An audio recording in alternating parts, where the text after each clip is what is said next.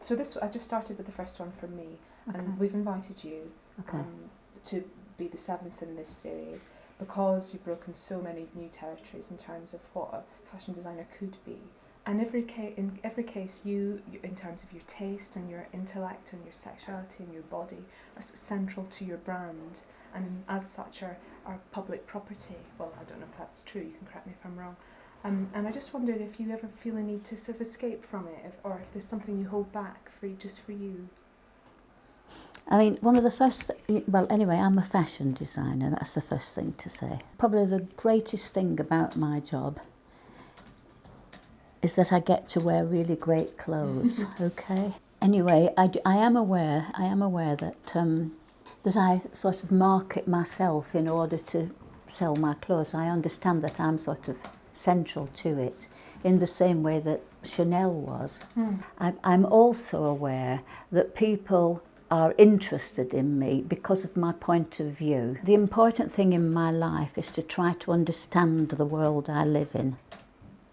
But anyway, and although fashion's part of that, I'm exercising my brain in many other ways.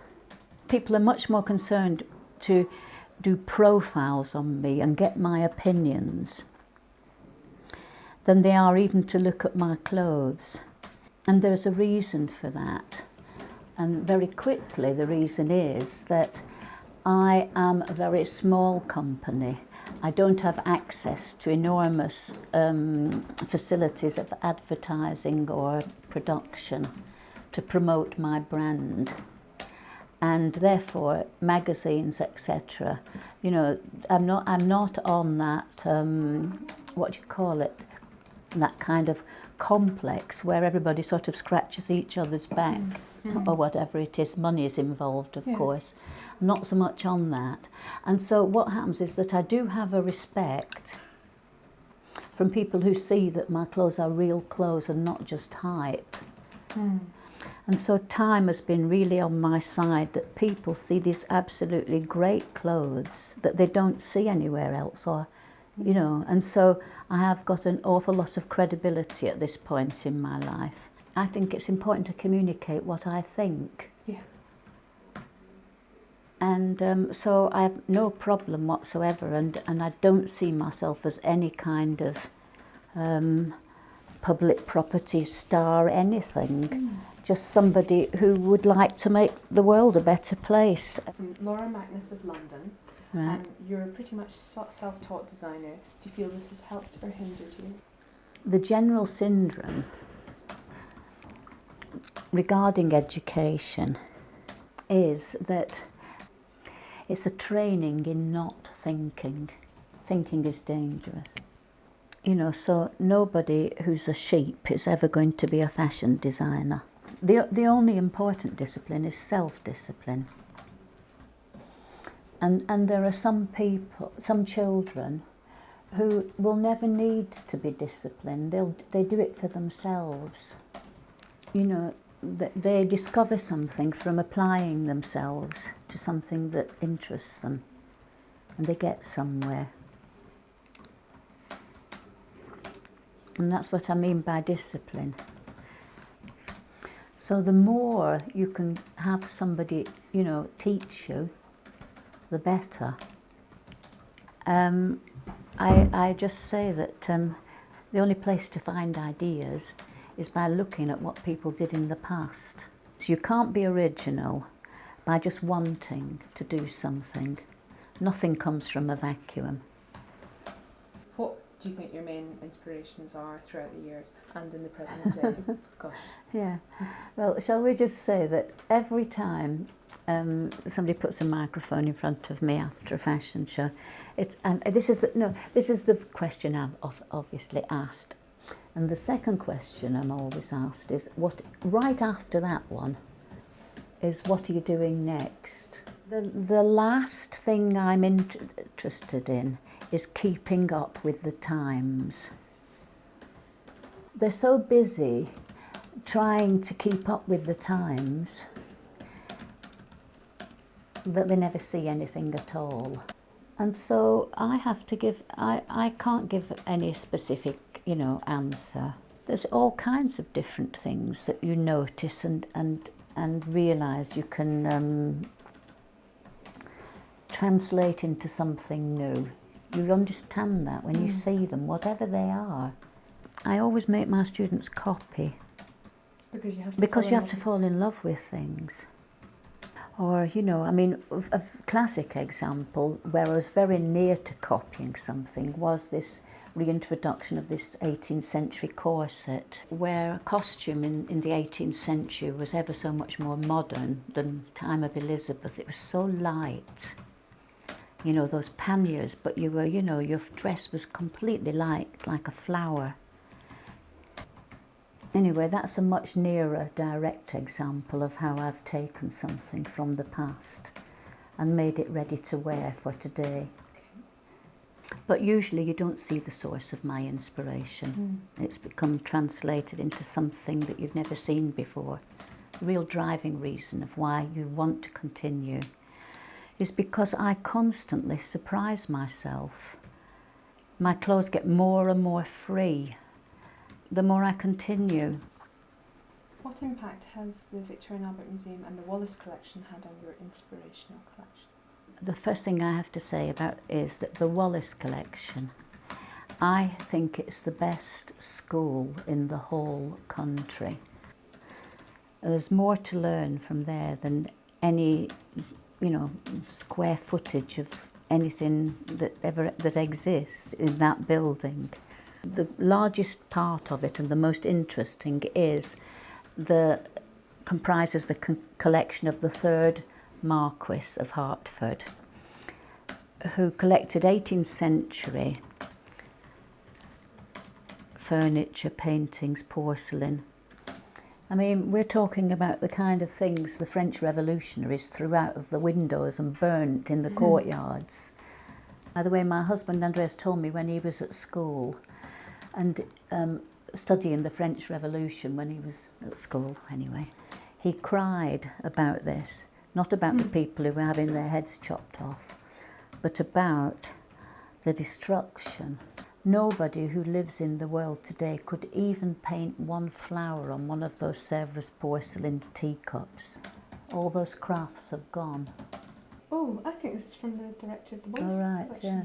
What's about the art of Boucher and Rococo that captures your imagination?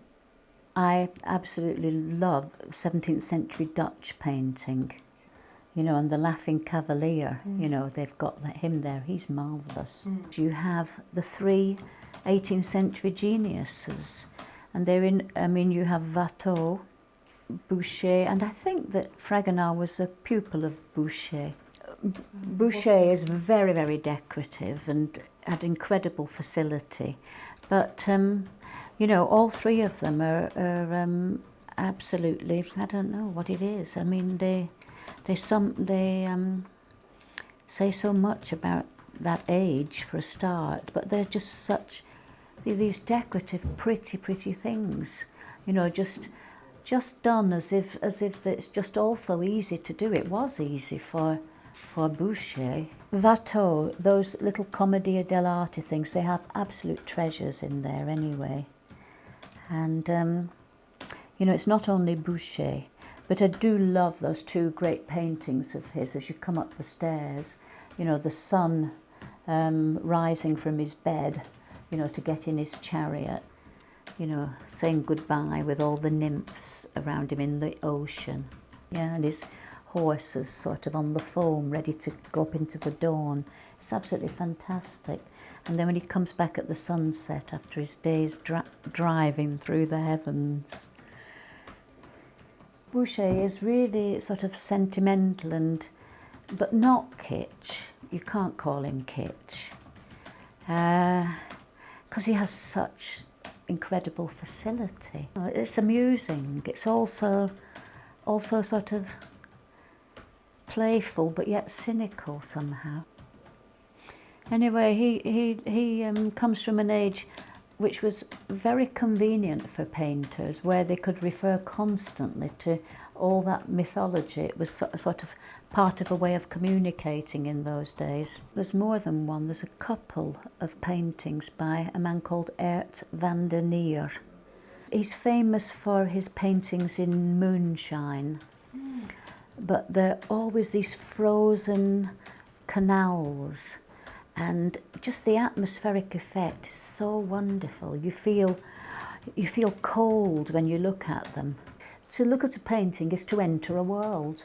Oh, this is from Simon Foxton. No. I've read in past interviews that you feel that the British have no culture, Mm-hmm. yet we're obviously a nature with a rich history of style, and you use that heritage in your work. What do you mean by culture? Right, okay. Well, when I talk of culture, I'm talking about something very high. I'm not using it in its anthropological sense to mean the difference between different societies. I'm Eurocentric. That is, European culture is the only one that interests me, except for the Chinese. This period of culture, that high culture, finished with the last of the Stuarts, Queen Anne, was replaced by the Industrial Revolution. Anyway, it continued in France up until the Revolution. I can't think of any event in history that did more damage than the French Revolution. Not only to culture, but to society. You know, I'm English, and I've absorbed, you know, a certain way of, I don't know, something English. I'm English. I can't get, how do you put that? I'm English, it's in my bones. The French had ideas, still had ideas, because I don't think we had any ideas in England, that's the thing, you see. The French still had ideas up until the First World War. I consider the 20th century to have been a mistake. It had no ideas at all. Everywhere has become Americanised. I just would like to say two things. I don't know if the English have style. I don't look on the streets particularly. I just want to mention England's greatest painter, who was Gainsborough. By far, he's up on the pantheon. He is an incredible painter. And the other one we had was Hogarth. But Gainsborough is very, very great, and none of the others count for anything. So we get the next question. Oh, this is from the director of the Royal Court Theatre. Mm-hmm. Maybe you, Ian Rickson, maybe you feel you've kind of answered this. It says, do you feel constrained or liberated by notions of Englishness? I think that theatre is incredibly important, and it's very well known that when in any repressive regime, the first thing they do is close the theatres. I don't think that anyone can understand the world that we live in unless they read Huxley and Bertrand Russell. They're the two greatest literary minds. I think that modern theatre is far too much on the same level as, you know, you're in the taxi and the taxi driver, I know I'm writing a novel, and everybody you talk to, I know I've got a novel in me. And it's somehow this democratic sort of idea that somehow, you know, this daily life is something that, you know, everybody ought to have a chance to sort of communicate their version of. Yeah? And I don't find many ideas in the theatre. And I think theatre could be revitalised if people read. And for example, Huxley and Russell are more applicable today than when they said it. It's absolutely vital. And I always like to quote what Gore Vidal said to me once. He said the Nobel Prize should be given to readers, not writers. Because nobody's reading. Yeah. They're just all reading the latest stuff. I think this is from Gemma. You once stated we need to allow a degree of anarchy to avoid stagnation. Do you hold with this view with relation to contemporary culture? That's a very interesting point. What she's referring to, it's this monograph by J.S. Mill on liberty, written in the middle of the 19th century. I mean, he's certainly not the only one who's tried to deal with this subject. But the subject is, how free can the individual be in society? Anyway, it seems to be a fact that liberty is reduced in direct relation to that in which organisation increases. And in fact, one of my Bibles is a book by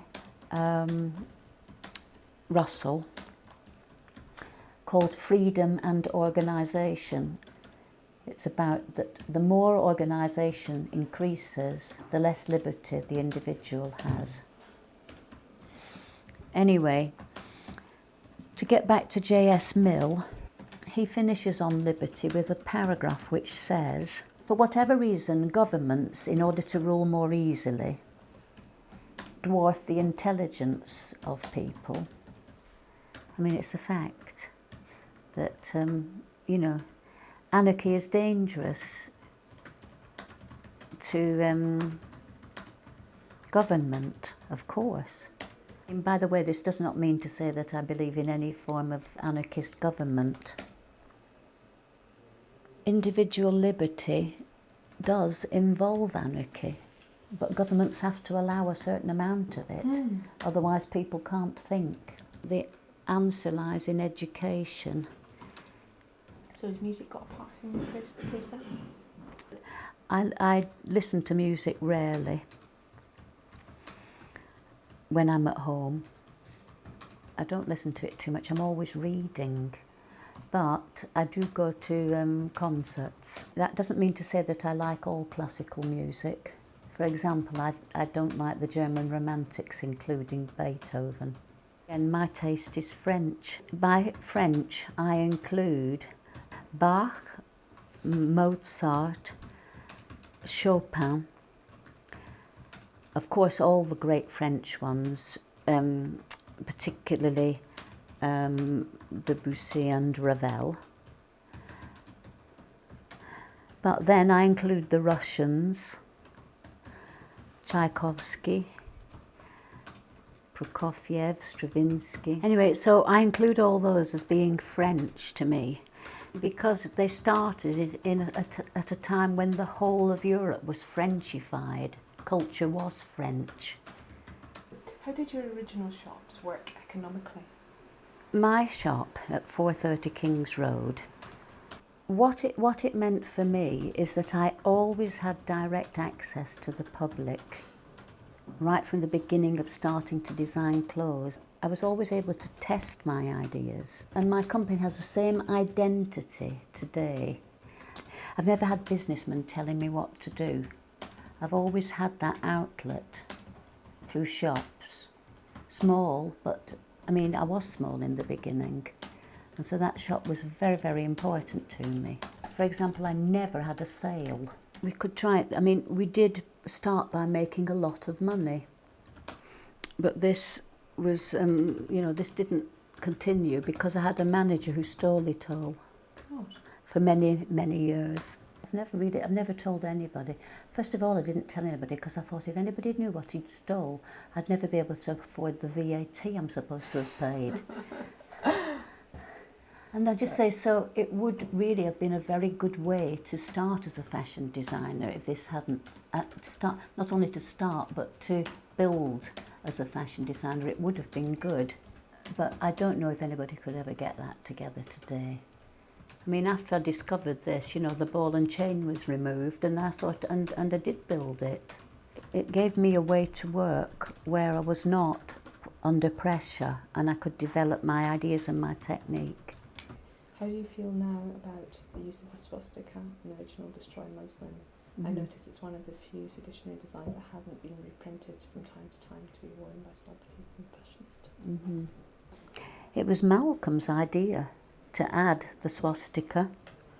And Malcolm's half Jewish. Malcolm used it particularly for our Destroy t-shirt, which had the word Destroy, a great swastika, the Queen's head, and a picture of Jesus upside down. We hated the older generation, and it wasn't young people but old people we felt who were responsible for the mismanagement and cruelty in the world still going on. It hadn't stopped when Hitler got beaten. It didn't stop when Hitler killed himself. And to us, it was a way of saying to the older generation, we don't accept your values or your taboos. It was really trying to throw it in the face of, you know, I don't know, we will be what you are. The key word there to me is destroy. What I realised from my experience of punk rock was that the idea of destroying something is, not only does it not mean anything, it might even be harmful. I don't believe in this destroy anymore. I believe that you have to have ideas. I mean, punk was just an idea that, you know, could be marketed at the same time as a pretense that, you know, we have free expression. I did not want to be a token rebel. I was going to say I'm not an iconoclast. I don't believe you should smash anything. I think you should replace things if something is better. This is from the Courtauld Institute. Is fashion and dress inherently theatrical, if only for the street? Yeah. Anyway, I definitely think that fashion is theatrical. I think it's a way of expressing your character. I mean, you can say, but Beau Brummel certainly thought so. He went through all those neckties to sort of express his esprit. I think that auto-irony is supremely elegant. You've only got to think of cross-dressing, i.e. women wearing tailored suits. I mean, this is just demonstrated everywhere. Every time anybody dresses in something, you know, they're looking demure this day, you know, I've got a little closed-up dress on, or like you, or whatever, you know. People choose clothes because they want to be sexy. They choose clothes that will do that for them, or they want to be important. But they're certainly about attracting the kind of people you want to attract. I don't know. I mean, my fashion shows are extremely theatrical sometimes because they bring out all this. The girls, the models, they can't help it. They behave according to the clothes. One from Nick. Do you think fashion is prediction of a yet unexperienced common desire, or the creation of one? Well, I mean, I just answer that quickly. First of all, I've always said that a good idea is a perfect surprise. People didn't know they wanted it because it didn't exist. When they see it, it's just what they want. And for example, I did know that this would happen when I did this corset, because people hadn't seen this décolleté for 200 years in real life, not really. What I want to say is about my fashion shows is that I am surprised by my fashion shows. And there's a sort of doubt in my mind, did I do that even, you know? And the phrase that's in my mind is always never before seen. And you know, I have fittings and I try the clothes on, and you know, we're doing it in not ideal conditions. We don't really see the clothes somehow. Yes, a little. We don't always have them all until the last moment. That's the other thing. You know, we try to see as much as possible, but it's the case that a lot of it is put together at the last moment. At this point, I have created something that didn't exist before. And hopefully it will fulfill a common desire. Fashion sometimes fills a gap.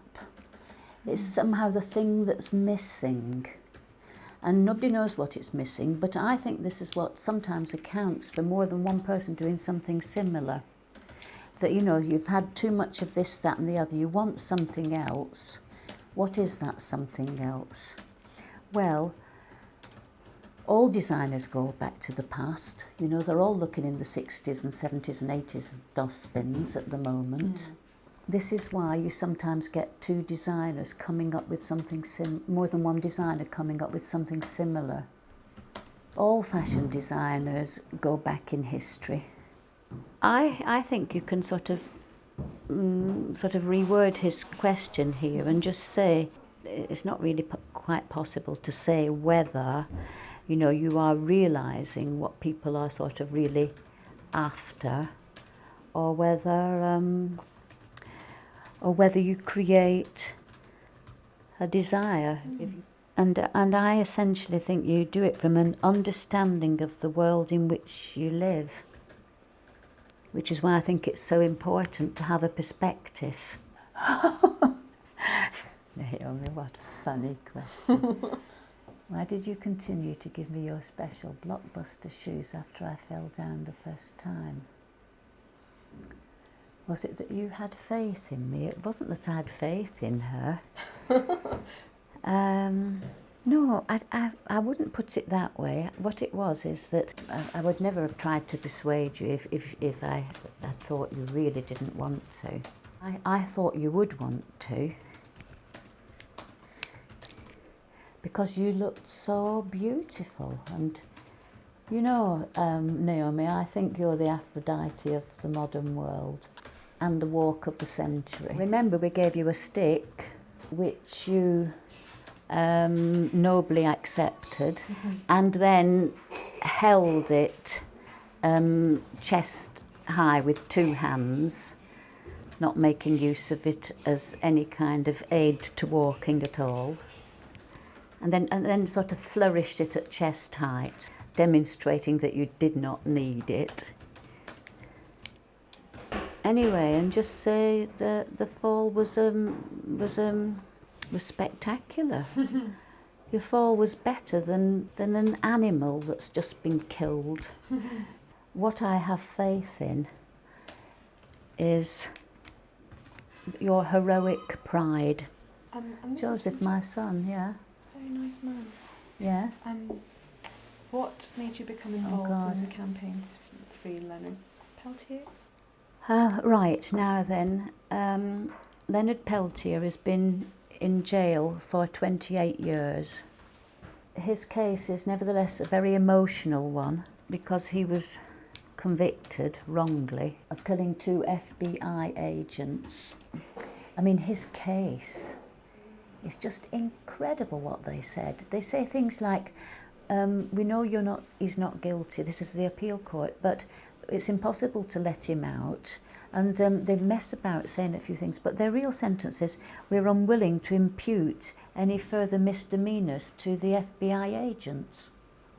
That's it. Case dismissed. You know, I mean, it's incredible what they actually have said. You know, it's anybody, not just Leonard, any person, you know, should have the right of justice before the law. You know, if we don't fight for that, you know, they can do what they like, you know, all this business about Guantanamo Bay, can they use torture or can't they, and all kinds of things like this. There are some things that you are able to say no to, absolutely no. The law should be a protection, not a weapon. It's our most basic freedom. Justice is in jeopardy. Oh, yeah. Well, thank you. You've done amazingly. That's hours worth. Thank you.